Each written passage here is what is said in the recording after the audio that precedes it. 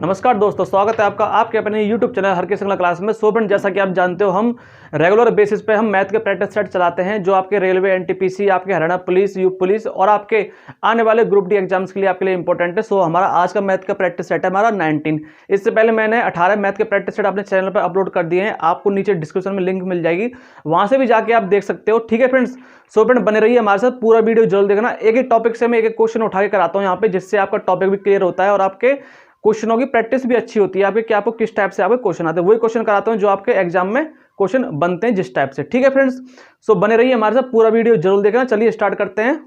Friend, question आपकी screen पर show करेगा, आप वहां से देख लेना। चलिए स्टार्ट करते हैं। हमारा पहला क्वेश्चन है, हमारा क्वेश्चन नंबर फर्स्ट है।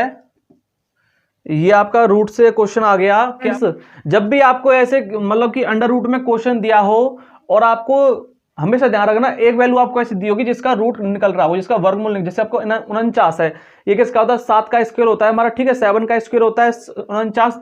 तो ऐसे ही आपको दिया होगा और ऐसे क्वेश्चन को हम सबसे पहले पीछे से सॉल्व करते हैं। पीछे से क्या हो, रूट करते जाते हैं और हमारी लास्ट में वैल्यू हमारी आ जाती है। ठीक है, अब देखो ये हमको दे रखा था, जैसे कि मैं पूरा करके बता देता हूँ आपको बेसिक से, कि जैसे 5 प्लस में अंडर रूट में ये हो गया 11 दे रखा है यहाँ पे, प्लस में अंडर रूट में ये हो जाएगा 19। ठीक है, और प्लस में अंडर रूट में यहाँ देखो ये 7 का स्क्वायर होता है। ठीक है, तो मैं ऐसे क्या कर सकता हूँ, 29 प्लस के 7 हो जाएगा यहाँ पे, क्योंकि ये 7 का स्क्वायर है। ठीक है, स्क्वायर से ये रूट कट जाएगा तो यहाँ 7 बचा। 29 और 7 कितने होते हैं? 36 होते हैं। देखो पूरा ही करके बताता हूँ मैं इसको कि किस टाइप से क्वेश्चन बनता है। देखो 5 प्लस में अंडर रूट में ये हो गया हमारा 11।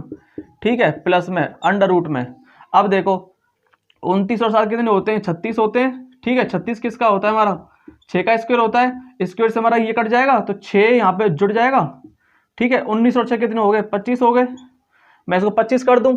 ठीक है, अब देखो क्वेश्चन इसी टाइप से बनता है आपका, जैसे यहाँ 5 हो गया प्लस में अंडर रूट में। अब देखो यहाँ से देखो ये 25 किसका होता है? 5 का स्क्वायर होता है। ठीक है, 5 का स्क्वायर होता है ये 25। स्क्वायर से मैं ऐसे काट दूं, 5 को इसमें जोड़ दो, 11 और 5 कितने होते हैं? 16 होते हैं। अब देखो यही कर लेते हैं इसको। 16 किसका होता है? 4 का स्क्वायर होता है। इससे ये काट दूं तो 4 हमारा यहाँ जुड़ जाएगा। 5 और 4 कितने हो गए? 9। और 9 का जो 3 का स्क्वायर होता है वो होता है 9। तो स्क्वायर से हमारा रूट कट जाएगा, तो इसका राइट आंसर कितना निकल के आया हमारा यहाँ पे? 3। ठीक है फ्रेंड्स, मैं वही क्वेश्चन कराता हूँ जिस टाइप से एग्जाम में आता है। ठीक है, फालतू कुछ नहीं कराता मैं। जिस टाइप से क्वेश्चन बनते हैं एग्जाम्स में, रेलवे में, एसएससी में, वही क्वेश्चन उठा के मैं यहाँ पे आपको प्रैक्टिस कराता हूँ। इससे आपको 2 फायदे होते हैं। आपका टॉपिक भी क्लियर होता है कि कौन से टॉपिक का क्वेश्चन है ये, और आपको क्वेश्चन पता चलता है कि इस टाइप से आपके क्वेश्चन बनते हैं। ठीक है फ्रेंड्स, आया समझ में? ये रूट का क्वेश्चन था, ये आपका आंसर निकल गया है 3। ठीक है, चलिए आगे चलते हैं। चलिए क्वेश्चन नंबर 2 है हमारा। ये आपका सरलीकृत करना है, ये आपका सर्च एंड डिस्टेंस से क्वेश्चन है। तो इसमें एक बात समझने वाली है कि जब भी आपको ऐसे इनवर्स में दिया हो ना, तो उसका मतलब होता है हमारा 1/x। ठीक है, या फिर आपको जैसे दिया हो x की पावर माइनस के 3/4 दिया हो। ठीक है, तो इसका भी मतलब क्या होता है? 1y में x मतलब कि ये बटे में चला जाता है हमारा क्वेश्चन। ठीक है, बस यही है इसमें समझने वाली बात। ठीक है, चलिए करते हैं इसको। ये दे रखा है मेरा अंडर रूट में, ये दे रखा है रूट में 5 दे रखा है। तो मैं इसको क्या करूं, सीधा सीधा कर दूं, इसको सॉल्व कर दूं। देखो यहाँ पे दे रखा था x की पावर माइनस के 3/5। ठीक है, और ये √5 है, तो इसको इनटू में क्या हो जाएगा? 1/5 ही हो जाएगा। ठीक है भाई, ऐसे तो होता है हमारा, जैसे मान चलो हमारा x स्क्वायर होता है अंडर रूट में। ठीक है, तो हम इसको ऐसे ही तो सॉल्व करते हैं कि स्क्वायर तो है ही है, इनटू में 1/2। ये जो रूट होता है ये इसके तो बराबर होता है 1/2 के, तो 2 से 2 कट जाता है, हमारा x निकल जाता है हमारा यहाँ पे। ठीक है, तो वही चीज यहाँ पे कह रहा है कि ये रूट यहाँ पे क्या दे रखा है? अंडर रूट 5 दे रखा है, तो मैंने ऐसे कर लिया। ठीक है, अब इसकी पूरे की वैल्यू दे रखी है आपको माइनस के 5/3, और इसकी दे रखी है आपको 5 दे रखी है। ठीक है, तो यहाँ से ये हो जाएगा आपका x इनवर्स में 3 5 25 ही हो जाएगा। ठीक है, और ये अब इनटू में ये हो जाएगा हमारा, इनटू में माइनस के 5/3 हो जाएगा हमारा। ठीक है ना, और ये हो गया हमारा 5। ठीक है, तो देखो 3 से हमारा 3 कट जाएगा, और माइनस माइनस हो जाएंगे हमारे प्लस। ठीक है, और 5 से कट जाएगा ये 5 बार, तो यहाँ पे हमारा निकल के आ गया 1/5, यहाँ पे निकल के आएगा हमारा। ठीक है ना, तो यहाँ से हमारा निकल के आया x की पावर 1/5, और पूरे का दे रखा है हमको 5 दे रखा है। आया ना समझ में? देखो 3 से 3 कट गया, 5 से 5 कट गया, 5 से कटेगा 25 5 बार, तो यहाँ पे 1/5 आ गया। ठीक है, तो ये आ गया हमारा। अब देखो इसको मैं और क्या कर सकता हूँ, देखो ये दे रखा है x की पावर 1/5 और इनटू में 5, ये पावर है, इससे भी ये कट जाएगी, तो जो इसका राइट आंसर निकल के आएगा वो आएगा हमारा निकल के x। ठीक है फ्रेंड्स, आया समझ में? बस ये एग्जाम्पल नंबर 3 है आपके स्क्रीन पर। ये दे रखा है कि यदि 7% लवण वाले 12 लीटर घोल को उबालकर 4 लीटर पानी को वाष्पित कर दिया जाए तो शेष बचे घोल में लवण का प्रतिशत क्या होगा। ठीक है, तो मैंने आपको हमेशा में जो भी क्वेश्चन कराता हूँ इस टाइप का, मैं आपको बताता हूँ टोटल हमारे पास कोई भी संख्या हो या कोई वैल्यू हो या भी कोई भी मात्रा हो, ठीक है, वो हमेशा अपने आप में क्या होती है, 100% होती है। चाहे वो 12 किलो है, चाहे वो 32 किलो है, चाहे वो 1200 किलो है, वो अपने आप में 100% होती है। इतनी बात समझ में आई? ठीक है, ये कह रहा है कि इसमें जो 7% है, इसमें 7% क्या है, इसमें लवण है। ठीक है, तो इसका मतलब 93% पानी होगा उसमें। इतनी बात समझ में आई? ठीक है, कह रहा है कि 12% घोल है, वो 12% है। ठीक है, तो मैं क्या करूंगा, मान चलो मतलब 12% नहीं, 12 लीटर है, 12 लीटर घोल है वो। ठीक है, तो मैं क्या करूंगा कि मैं पानी की मात्रा निकालूं, पानी उसमें है कितना, यानी कि 12 लीटर का 93% निकाल लूं मैं यहां से। ठीक है, 12 तिया 36, 3 12 9 108 और 3 111 होते हैं हमारे पास ये पॉइंट में, तो ये हो जाएगा 11.6 लीटर। 11.16 लीटर उसमें क्या है, पानी है। तो इसका मतलब लवण कितना होगा, टोटल 12 लीटर, तो टोटल कितना था हमारे पास 12 लीटर। 12 लीटर में जब 11.16 लीटर 11.16 लीटर निकाल दूंगा तो यहाँ बचेगा हमारा 0.84। 0.84 हमारा क्या बचेगा, लवण बचेगा हमारा। इतनी बात समझ में आई? ठीक है, अब हम क्या करेंगे, इसने कहा कि 4 लीटर पानी को वाष्पित कर दिया गया, यानी कि पानी उसमें कितना था, 11.16 था, माइनस के 4 लीटर उसमें क्या किया, पानी को मतलब कि वाष्पीकरण कर दिया, उसको उबाल के उसको क्या कर दिया, वाष्पीकरण कर दिया। 11 में 4 गए कितने बचे, 7 बचे, यानी कि 7.16 लीटर। अब उसमें क्या बचा, पानी बचा। 7.16 लीटर उसमें क्या बचा, पानी बचा। तो कह रहा है कि बचे हुए घोल में, अब घोल कितना बचा, देखो 0.84 लीटर ये है और 7.16 लीटर ये, तो टोटल कितना हो गया। अब हमारे पास जो टोटल बचा है वो बचा है हमारे पास 7.16 और 84, तो ये हो जाएगा टोटल 8 लीटर। 8 लीटर बचा हमारे पास शेष घोल हमारे पास बचा 8 लीटर। ठीक है, इसने पूछा है कि बचे हुए घोल में लवण का प्रतिशत कितना है, मतलब कि इसने कहा है कि ये अब ना इसका कितना परसेंट है, 8 का जो बचा हुआ है हमारा। चलो कर लेते हैं, 0.84 इंटू में 100 हो जाता है हमारा। परसेंटेज निकालने के लिए ऐसे तो करते हैं, जो बचा हुआ है परसेंटेज निकालने के लिए, और टोटल कितना हमारा 8 है, इस पॉइंट से ये 100 कट जाएगा, 8 से इसे काट लो, 8 एकम 8 0 और 8 पंच 40, यानी कि 10.5%। अब उसमें क्या बचा, घोल में उसमें लवण बचा। ठीक है फ्रेंड्स, आया समझ में? आपसे ऐसे क्वेश्चन में कभी गलती नहीं होगी, हमेशा टोटल को 100% मान लो और जैसे क्वेश्चन बनता जाए वैसे वैसे क्वेश्चन बना लो। ठीक है फ्रेंड्स, चलिए आगे करते हैं। टाइम एंड वर्क का क्वेश्चन है आपका, क्वेश्चन नंबर 4 है। ये कह रहा है कि ए किसी कार्य को 10 दिन में करता है। मान लो ए है वो किसी कार्य को 10 दिन में कर रहा है और बी करता है किसी कार्य को 15 दिन में। ठीक है, और सी कर रहा है किसी काम को 20 दिन में। ठीक है, तो कह रहा है ये कि ए और सी, मतलब पहले क्या करेंगे, हम टोटल काम निकाल लेंगे। देखो टोटल काम क्या होता है, हमने आपको पहले बता चुका हूं। टोटल काम होता है जो इनके वर्क का टाइम आता है ना कि वो इतने दिन में कर रहे हैं, सबका एलसीएम जो होता है हमारा, ठीक है, वो हमारा टोटल वर्क निकल के आता है। तो यहां से हमारा जो एलसीएम हमको दिख रहा है वो आ रहा है यहां से 60। ठीक है, तो 10 छिंगे 60, 15 चौके 60 और 20 तिया 60। आप ऐसे कह सकते हो कि ए जो है वो एक मतलब कि दिन का दे रखा है ना, यहाँ पे दिन दे रखा है, तो ए जो है वो एक दिन में 6 काम कर रहा है, बी एक दिन में 4 काम कर रहा है और सी एक दिन में 3 काम कर रहा है।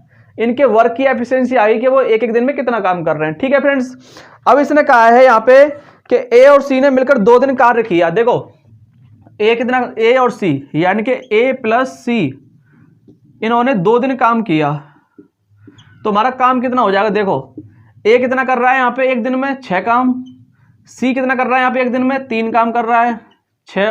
ठीक है, इनका 2 दिन का काम निकालना है। 6 और 3 9 और 9 दूनी 18 है, यानी कि 18 काम क्या हुआ 2 दिन में हो गया, 18 काम 2 दिन में। ठीक है, 18 काम हो गया। शेष काम हमारा कितना बचा, मैं यहाँ से 18 माइनस कर दूं, 10 में से 8 के 2 बचे, 5 में से 1 गया तो 4 बचे, ये बचा हमारा शेष काम। शेष काम ये बचा हमारा 42 बचा। इसने यही तो कहा कि ए और सी ने 2 दिन कार्य किया, तत्पश्चात ए के स्थान पर बी को कार्य पर लगा दिया गया। अब इसने कहा है कि शेष काम बचा है हमारा 42, ठीक है। अब काम करेंगे बी और सी, अब काम करेंगे बी और सी, ठीक है। तो देखो बी कितना काम कर रहा है हमारा, यहाँ पे 4 काम कर रहा है, और सी कितना काम कर रहा है, यहाँ पे 3 काम कर रहा है। तो 7 काम हो रहा है एक दिन में, 7 काम हो रहा है एक दिन में, ठीक है। 7 काम एक दिन में हो रहा है, तो 42 काम कितने दिन में हो जाएगा, देखो 42/7 कर दूं मैं, 7 छिंगे 42, 6 दिन तो ये हो गए हमारे, 6 दिन तो ये हो गए, और 2 दिन पहले काम हो गया। तो टोटल कुल काम जो हुआ, यानी कि टोटल डेज जो आपके निकल के आएंगे यहां से, टोटल डेज निकल के आएंगे 6 और 2 8 दिन, यानी कि 8 डेज। 8 दिन में वो क्या हो जाएगा, पूरा काम हो जाएगा, ठीक है फ्रेंड्स, आया समझ में। 8 दिन में वो क्या होगा, पूरा काम हो जाएगा। नंबर 5 है ये आपका, ठीक है। ये कह रहा है 2 शहर हैं आपके ए और बी, एक शहर मैंने मान लिया ए यहाँ पे है, और एक शहर मान लिया बी हमारा यहाँ पे है, ठीक है। दोनों के बीच की डिस्टेंस दे रखी है आपको 500 किलोमीटर, 500 किलोमीटर आपको डिस्टेंस दे रखी है। एक रेलगाड़ी प्रातः 8 बजे ए से बी की ओर जाती है, यानी कि ये मॉर्निंग सुबह जाएगी ये 8 बजे, यानी कि 8 o'clock, ठीक है। 8 बजे 70 किलोमीटर प्रति घंटे की चाल से, यानी कि इसकी जो चाल है, जो इसकी चाल है वो दे रखी है 70 किलोमीटर पर घंटे, ठीक है। कह रहा है 10 बजे एक अन्य गाड़ी बी से ए की ओर, यानी बी से ए की ओर आएगी, बी से ए की ओर आएगी, ये जा रही है यहां से 10 o'clock, ठीक है। 10 बजे बी से ए की ओर 110, और इसकी चाल दे रखी है आपको, इसकी चाल दे रखी है आपको 110 किलोमीटर पर घंटे, ठीक है, चलती है। दोनों गाड़ियां आपस में कब मिलेंगी, इसने कहा दोनों गाड़ियां आपस में कब मिलेंगी। देखो पहले हम क्या करेंगे, इनको टाइम को इक्वल कर लेंगे। टोटल डिस्टेंस हमको पता है कि ए और बी जो शहर है उनकी टोटल डिस्टेंस दे दी उसने 500 किलोमीटर, ठीक है। ये चल रही है यहाँ से 10 बजे, ये चल रही है यहाँ से 8 बजे। तो पहले हम क्या करेंगे, इसको भी पहले 10 बजे तक चला देंगे, पहले इसको भी 10 बजे तक चला देंगे, दोनों का टाइम क्या हो जाएगा, सेम हो जाएगा। और आप जानते हो कि जब गाड़ियां विपरीत दिशा में आए, यानी कि एक ऐसे आए और एक ऐसे आए, ठीक है, तो उनकी चाल क्या होती है, उनकी चाल हो जाती है उनकी प्लस। ये बात ध्यान रखने वाली है कि जब गाड़ियां आपस में मतलब कि विपरीत दिशा से आए, चाल प्लस हो जाती है उनकी, ठीक है। अब देखो इसमें क्या के साथ समझने वाली क्या बात है इसमें, कि ये चल रही है पहले 8 बजे, तो पहले मैं इसको 2 घंटे चला दूंगा, दोनों टाइम दोनों क्या होंगे, सेम हो जाएंगे। ये भी 10 बजे हो जाएगी, फिर ये भी 10 बजे हो जाएगी। 1 घंटे में जा रही है 70 किलोमीटर, 1 घंटे में 70 किलोमीटर जा रही है, तो 2 घंटे में कितना जाएगी, ये 140 किलोमीटर जाएगी, ठीक है। टोटल हमारे पास डिस्टेंस था 500 किलोमीटर, अगर मैं 500 में से इसको घटा दूंगा तो हमारे पास बचेगा 360 किलोमीटर, यानी कि मैंने मान ली यहाँ तक ये इसने 140 किलोमीटर की डिस्टेंस तय कर ली, ठीक है, 2 घंटे में। अब ये भी यहाँ पे क्या हो गई, ये भी यहाँ पे 10 o'clock हो गया, अब ये भी यहाँ पे क्या हो गया, 10 o'clock हो गया, यानी कि इसको यहाँ पे 10 बज गए, ठीक है। अब यहाँ से और यहाँ तक की डिस्टेंस, यहाँ से और यहाँ तक की डिस्टेंस जो है वो बची 360 किलोमीटर, 360 किलोमीटर बची, डिस्टेंस बची, क्योंकि 2 घंटे इसको मैंने चला दिया 140 किलोमीटर, ठीक है। अब ये 360 किलोमीटर की डिस्टेंस बची, अब ये भी यहाँ पे 10 बज गए, और ये भी यहाँ से 10 बजे, अब ये भी स्टार्ट हो जाएगी, ठीक है।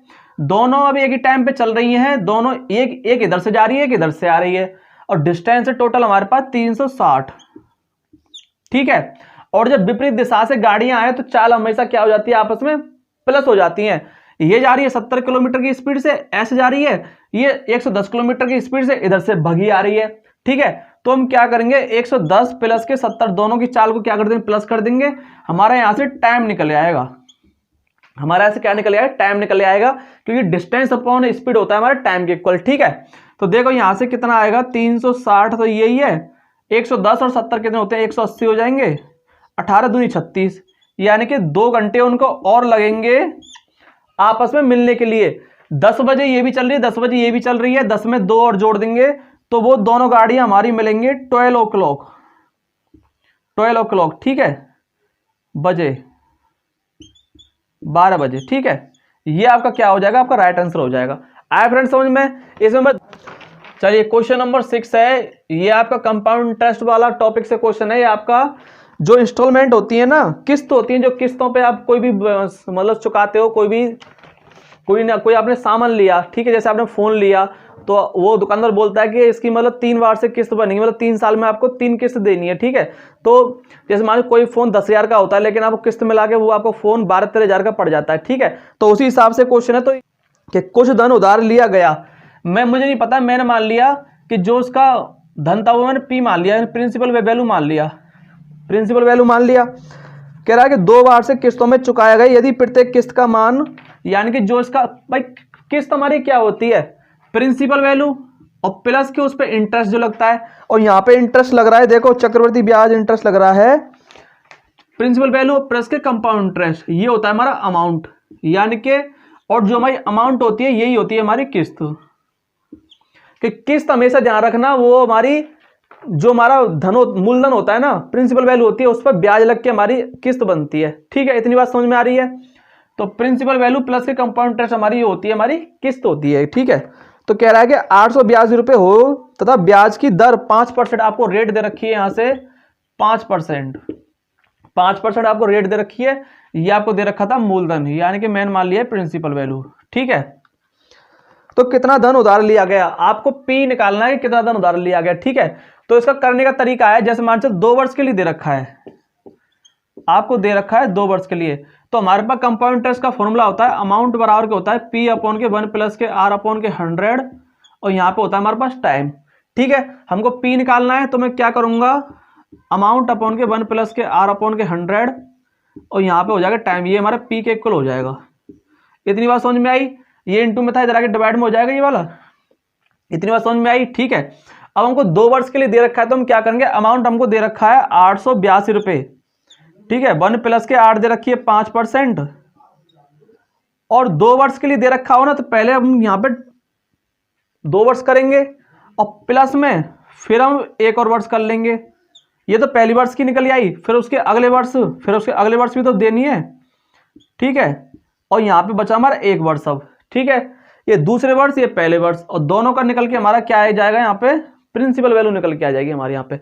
इस टाइप से करते हैं इस क्वेश्चन को। ठीक है, देखो 5 से कट गया 20 बार, 20 से कम 20 और 21, और ये हो जाएगा यहाँ पे 21 का स्क्वायर, नीचे हो जाएगा 20 का स्क्वायर। ठीक है, यहाँ पे देखो ये हमारा आर दे रखी थी, यहाँ पे 5%, 5 से कट गया 20 बार, तो 20 से कम 20 और 21 बटे 20 यहाँ पे हो जाएगा हमारा। ठीक है, तो देखो 21 का यहाँ पे हो जाएगा हमारा 882 अपॉन 21 का स्क्वायर होता है हमारा 441, इंटू में ये 20, ये 20 डिवाइड में था, ऊपर जाके इंटू में हो जाएगा, तो 20 का स्क्वायर होता है 400, इससे कट जाएगा ये 2 बार, तो 400 दूनी हो जाएंगे हमारा 800 प्लस के। अब देखो यहाँ पे कर लो इसे, ये दे रखा था हमको 882 इंटू में 20 अपॉन के हो जाएगा 21, देखो नीचे 21 है, ये डिवाइड में था, ऊपर इंटू हो जाएगा, 21 चौके 84, 21 दूनी 42, और 42 दूनी होते हैं हमारे पास 84, यानी कि 840। ठीक है, अब बराबर के पी के इक्वल तो हमको दे ही रखा है, तो हमारा यहाँ से निकल जाएगा, देखो यहाँ कर देता हूं मैं, ये दे रखा है हमको 800 प्लस के 840 बराबर के पी, 8 दूनी 16, तो 1640, हमारी जो प्रिंसिपल वैल्यू निकल के आएगी वो आएगी भाई निकल के 1640 रुपये। ठीक है फ्रेंड्स, आया समझ में? इसमें सिर्फ एक चीज ध्यान रखनी है कि हमारा जो किस्त होती है वो हमारी प्रिंसिपल पर कंपाउंड इंटरेस्ट लग के हमारी किस्त होती है हमारी। ठीक है, तो हमारा अमाउंट बराबर के निकल आता है हमारा, मतलब पी हमको जैसे यहाँ मूलधन पूछा है, तो मूलधन बराबर निकल आता है हमारा अमाउंट अपॉन के 1 प्लस के आर अपॉन 100t, ये इंटू में होता है, जरा के डिवाइड हो जाता है, इसी से हमारा सारा क्वेश्चन सॉल्व है। ऐसे आपको 3 वर्ष का दिया हो तो 3 वर्ष, फिर 2 वर्ष, 1 वर्ष, ऐसे हम घटते क्रम में लिख लेते हैं उसको। ठीक है, ये होता है हमारे किस्त निकालने के लिए। चलिए आगे चलते हैं। चलिए क्वेश्चन नंबर 7 है, ये आपकी स्क्रीन पर दे रखा है 176 मीटर परिधि वाले किसी वृत्ताकार पार्क के बाहर चारों ओर 7 मीटर चौड़ी सड़क बनाई गई, इस सड़क का क्षेत्रफल कितना होगा। एक वृत्ताकार यानी कि एक सर्कल दे रखा है, पहले आपको एक सर्कल दे रखा है। ठीक है, और फिर क्या किया कि इसके बाहर चारों ओर 7 मीटर क्या बना दिया, एक पाथ बना दिया, यानी कि एक रास्ता बना दिया। यानी कि ये जो है ना, ये जो डिस्टेंस है ये 7 मीटर की है। ये जो चौड़ाई है, ये पार्क और उस रास्ते की जो चौड़ाई है ये दे दी उसने 7 मीटर की, ये 7 मीटर की चौड़ाई दे दी। ठीक है, ये हो गया हमारा, यानी कि ये तो हमारा हो गया सर्कल। ठीक है, ये तो हो गया हमारा सर्कल, और सर्कल के बाहर और ये दे दिया हमारा रास्ता। रास्ता आपने देखा होगा, होता है ना 176 मीटर परिधि, यानी कि जो इसका 2πr जो उसका परिधि दे रखी है आपको, वो होती है 176। कि सर्कल जो होता है, मैं आपको इसकी प्रॉपर्टी बता देता हूं। सर्कल का जो एरिया होता है वो होता है πr², और इसका परिमाप पेरीमीटर निकालते हैं हम 2πr से। ठीक है, यही होता है इसका। तो देखो परिमाप हमको दे रखा है 176 सेंटीमीटर, 2 से इसे काट दो, 2 अट्ठे 16, 2 अट्ठे 16, और ये पाई होता है हमारा 22/7 इंटू आर बराबर के 88, 22 चौके 88। ठीक है, तो आर निकल जाएगा हमारा 7 चौके 28। ये हमारी रेडियस निकल गई, यानी कि ये रेडियस निकल गई हमारी 28 सेंटीमीटर। 28 मीटर में आएगा, ये मीटर में, सॉरी ये मीटर में दे रखा है ना आपको, तो 28 मीटर इसकी क्या आ गई, रेडियस आ गई।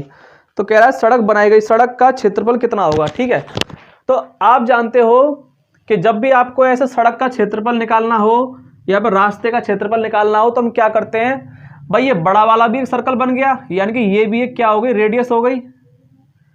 ये अगर हमारी छोटी रेडियस है तो ये हमारी बड़ी रेडियस हो जाएगी।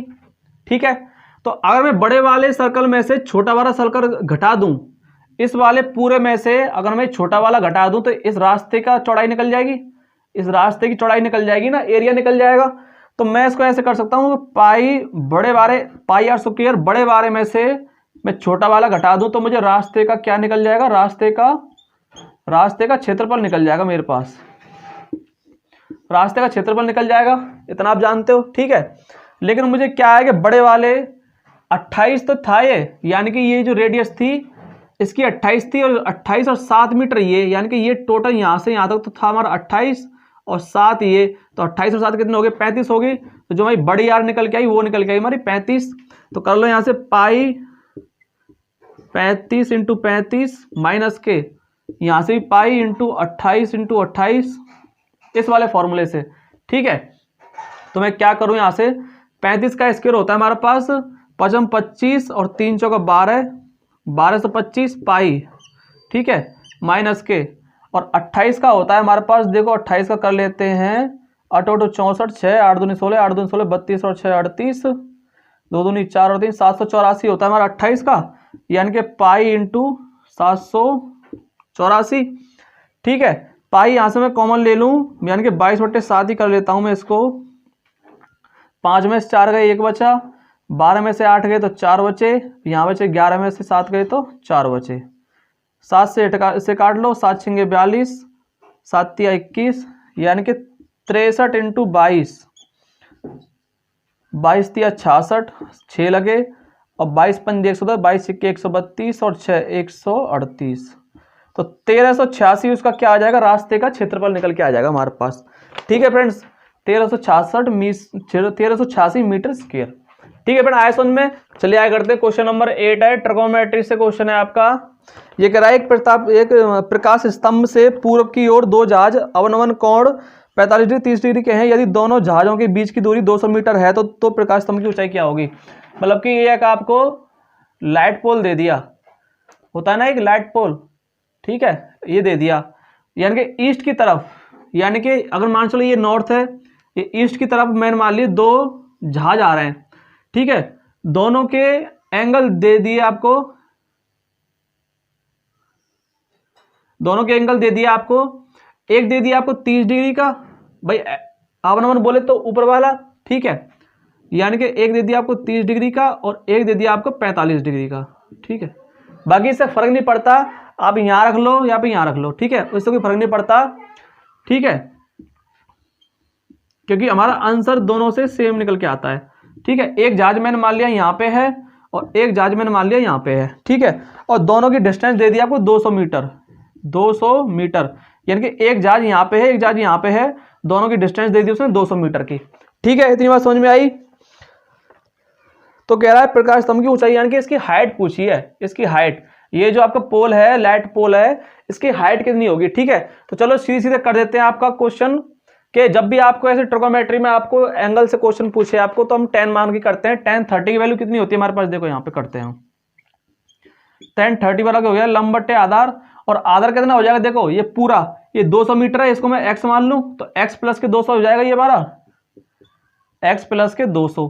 और tan 30 की वैल्यू होती है हमारे पास 1/√3 बराबर के, यहां से हो जाएगा x प्लस के 200। ठीक है, और तो यहां से हो गया हमारा, ये बराबर में ऐसे गुणा हो जाएगा, तो ये हो जाएगा हमारा √3h बराबर के x प्लस के 200। ठीक है, एक तो हमारी वैल्यू ये बन गई।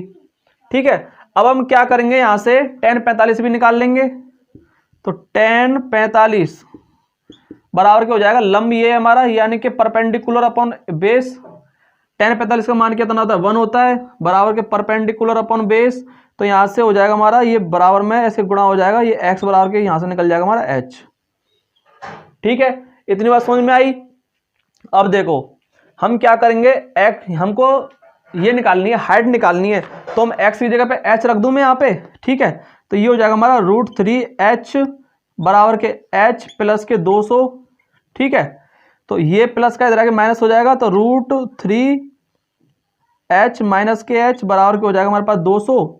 यहां से मैं h एलसीएम ले लूं तो ये 200, और ये हो जाएगा हमारे पास यहां से √3 माइनस, चलो पूरा ही कर देता हूं, यहां कर देता हूं, इसे यहां कर देता हूं। देखो ये दे रखा है हमारे पास यहाँ पे √3h माइनस के h बराबर के दे रखा है आपका 200।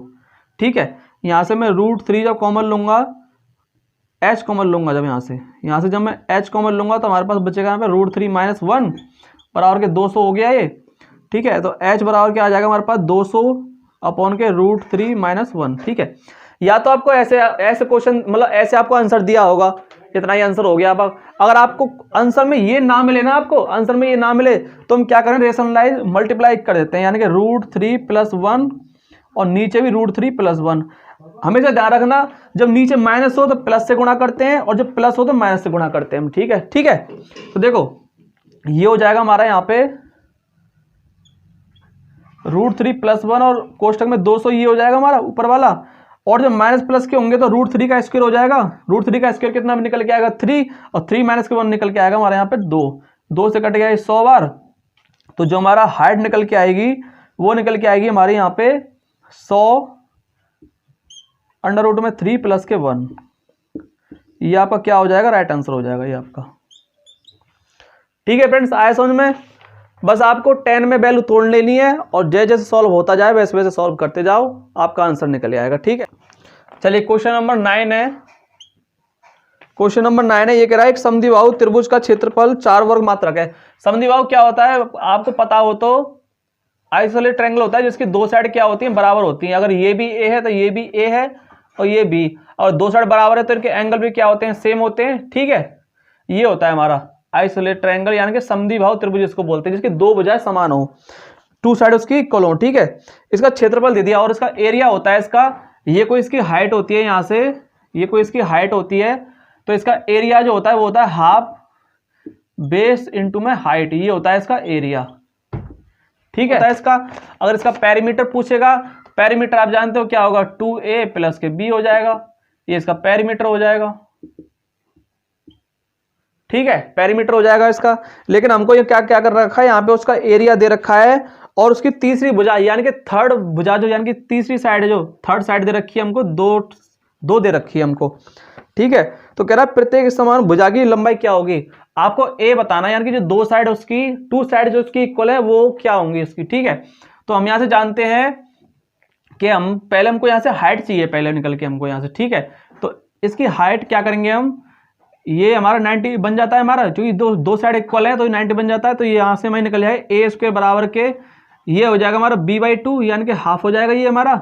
ठीक है, यही तो होगा ये हमारा, तो b/2 कितना हो जाएगा हमारा, b/2 का स्क्वायर प्लस के h का स्क्वायर। ठीक है, तो देखो a² बराबर के हमको क्या करना है, यहाँ से देखो ये वाला हमारा एरिया है, ठीक है, यानी कि हाफ बेस दे रखा है हमको 2 इंटू में h बराबर के 4 दे रखा है, जो एरिया है उसका 4 दे रखा है, 2 से 2 कट गया तो यहाँ से हमारी हाइट निकल गई, यहाँ से हमारी 4। ठीक है, तो हाइट यहाँ पुट कर दो, यानी कि बी कितना आता है 17, 2 दे रखा तो ये 1, तो ये भी 1, तो 1 का स्क्वायर हमारा कुछ नहीं होता 1 हो जाएगा, प्लस के 4 का स्क्वायर कितना हो जाएगा हमारा 16, तो यहाँ से हमारी a निकल के आएगा हमारा अंडर रूट में 17। समझ में आ रहा है ना। देखो इसका एरिया दे रखा था 4 मात्रक, मैंने एरिया के इक्वल रख दिया, यहाँ से हमारी हाइट निकल गई, हमारा a स्क्वायर बराबर क्या हो जाएगा हमारा b/2 का हाफ, मतलब b/2 का स्क्वायर प्लस के h का स्क्वायर, यानी कि हाइपोटेनस स्क्वायर बराबर क्या होता है परपेंडिकुलर ऑन बेस होता है ना ये वाला। तो b कितना हमारा 2 है, तो 1 का स्क्वायर 1 होता है, h कितना था हमारा 4 था, 4 का स्क्वायर 16 होता है, दोनों को जोड़ के 17 हो गया, ये स्क्वायर था तो जाके रूट बन जाएगा, a की वैल्यू आ गई हमारे पास रूट 17 है। यही पूछा उसने कि उसकी साइड जो 2 इक्वल साइड कितनी हो जाएंगी, तो रूट 17 हो जाएंगी, ये रूट 17 तो ये भी रूट 17। ठीक है, यही पूछा था उसने, आंसर आ गया। ठीक है फ्रेंड्स, चलिए क्वेश्चन नंबर 10 है, ये आपका नंबर सीरीज से क्वेश्चन आ गया। ये आपको दे रखा है 0, 7 और आपको दे रखा है फिर 26, फिर दे रखा है आपको 63 और फिर दे रखा है आपको 24 और फिर दे रखा है आपको 217। ठीक है फ्रेंड्स, ये नंबर सीरीज से क्वेश्चन है, और मैंने आपको पिछली वीडियो में नंबर सीरीज का क्वेश्चन करा रहा हूं, तो मैं आपको कहता हूं कि जब भी आपको ऐसा क्वेश्चन दिया हो तो उसमें रिलेशन जरूर बन रहा होगा, प्लस हो रहा होगा, सब्ट्रैक्शन हो रहा होगा, डिवाइड हो रहा होगा, मल्टीप्लिकेशन हो रहा होगा, स्क्वायर बन रहा होगा या फिर क्यूब बन रहा होगा। ठीक है, ऐसे कुछ रिलेशन बना होता है, बस इनमें से बाहर कुछ नहीं आता। ठीक है, तो हम क्या करेंगे, इसको 2 टाइप से कर सकते हैं, हम इसको 2 टाइप से कर सकते हैं। देखो कैसे, जैसे कि यहां दे रखा है 0, 7, 26 दे रखा है, 63 दे रखा है, 120 दे रखा है, 124 और 217। ठीक है, लेकिन इसमें पूछा है कि विषम पद कौन सा होगा, मतलब इनमें सब में रॉन्ग क्या है, मतलब ये आपको दे रखी है, इनमें रॉन्ग पूछा है कि रॉन्ग वर्ड कौन सा है। तो देखो एक तरीका तो ये है, इसका डिफरेंस ले लो 7 हो गया, इसका डिफरेंस ले लो 19 हो गया, इसका डिफरेंस ले लो कितना हो जाएगा, देखो 13 में 6 गए 7 बचे और 5 में 37 हो गया, इसका डिफरेंस ले लो, देखो कितना हो जाएगा 161 और इसका डिफरेंस लेोगे तो कितना हो जाएगा, देखो 11 में से 2 गए तो 9 बचे,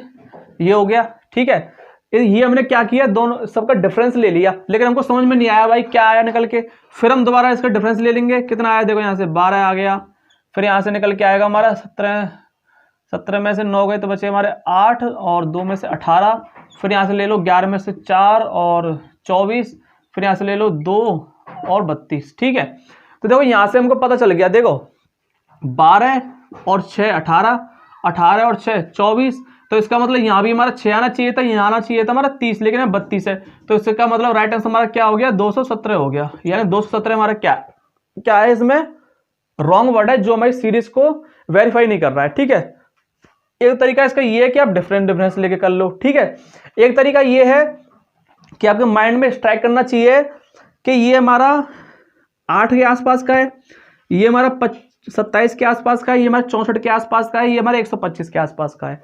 आपको अगर आप ज्यादा क्वेश्चन डेली प्रैक्टिस करते हो तो आपको माइंड में आपको अपना ऑटोमेटिक आ जाएगा कि यार ये किसी का क्यूब बन रहे हैं, ये सारे जो नंबर हैं वो किसी के क्यूब के आसपास के नंबर बन रहे हैं। ठीक है, तो देखो 0 है, अगर मैं इसको कर दूं 1 का क्यूब -1, तो 1 का क्यूब 1 होता है, 1 1 कट जाएगा 0 बचेगा।